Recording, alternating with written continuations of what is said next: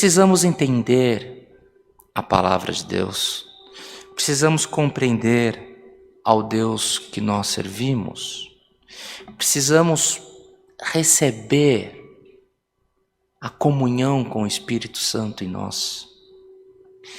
Cristo não perguntou para aquela mulher: qual a igreja que você frequenta, mulher?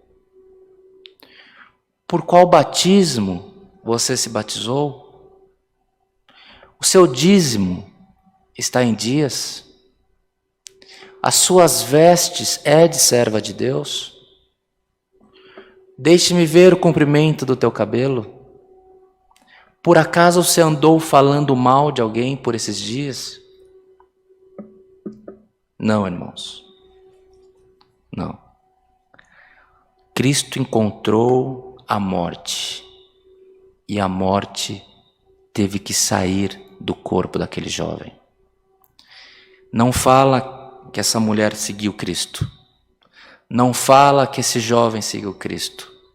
Mas o espírito da morte se sujeitou a Cristo Jesus, nosso Senhor.